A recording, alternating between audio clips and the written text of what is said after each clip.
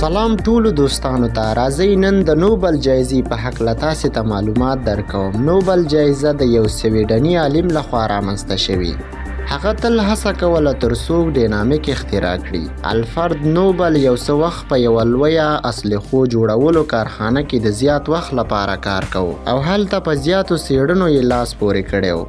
بالاخره په دې بریالی شو چې ډینامیک اختراع کړي او په همدې څېړنو او ازمایښتونو کې و چې یو ناڅاپي یوه لویه چاودنه رامنځته شوه چې په دې چاودنه کې د الفرد وړوکی ورور او یو څو کارګرانو خپل ژوند له لاسه ورکړ.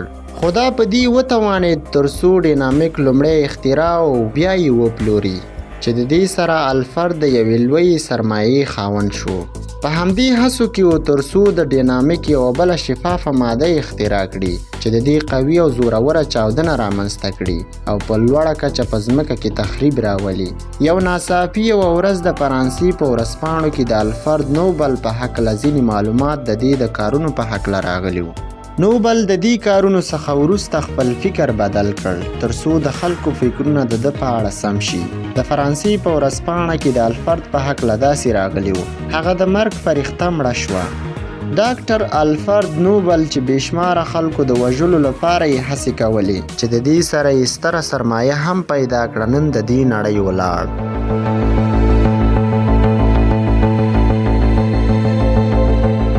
په 1495 میلادي کال کې الفرد نوبل په یوه وصیتنامه کې چې په پاریس کې امضا کړه د دې سره خپله سرمایه په یوه جایزه چې د نوبل په نوم باندې وه رامنځته کړه چې نن ورځ د هغه جایزې له وجې نن ورځ زیات خلک برهمن شوي.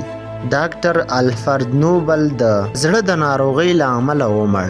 نو 21 میلیونه سویډني روپۍ چې معادل 4.2 میلیونه ډالر کیږي د دې جایزې د ارزښت پورې وتړل.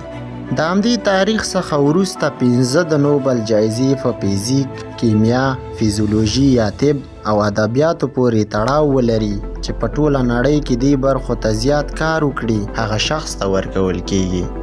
ویل کیږي چې نوبل د ریاضي د برخې سره ځانګړې علاقه درلوده، خو ریاضي یې په جایزه نوبل کې نه ده شامله کړې. د نوبل د وصیت پر اساس د نړۍ لوی سرمایه‌داران باید هر کال 15 ورقې د نوبل واخلي او هر کال 15 نفرو ته باید ورکړل شي.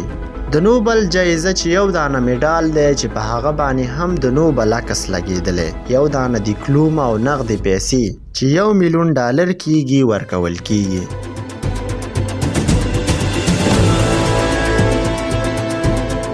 ډیری اخیستونکي په علمي برخه کې د دې جایزې د امریکا دي. ډیری تعداد د دې جایزې اخیستونکي په ادبیاتو کې د فرانسې هیواد دي. په همدې اساس یو دانه ایرانی او یو دانه پاکستانی د نوبل جایزه ترلاسه کړې. په ایران کې شیرین عبادي دی چې په 2003 میلادي کال کې د ښځو د حقوقو سره د مبارزې په هکله اخیستې.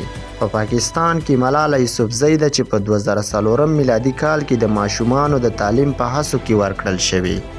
جالبه دا ده چې مهاتما ګاندي 15 ځلې د دې جایزې ته وړاندې شوی خو هیڅ جایزه یې نه ده ترلاسه کړې. د دې هڅو په لړ کې یوه بله جایزه چې انټرنیټي نوبل نومیږي چې د نوبل جایزې پورې اړوند حسابیږي ورکول کیږي. په افغانستان کې سیما سمر چې د ښځو د حقوقو د برخې رئیسه وه، په 2012 میلادي کال کې په هند کې د نوبل انټرنیټي جایزه یې اخیستې. د دې جایزې ارزښت 2 میلیونه سویډني کرون کیږي چې معادل یې 200,000 ایرو کیږي ورکول کیږي. ښه وخت، ښې شېبې، د خدای په امان.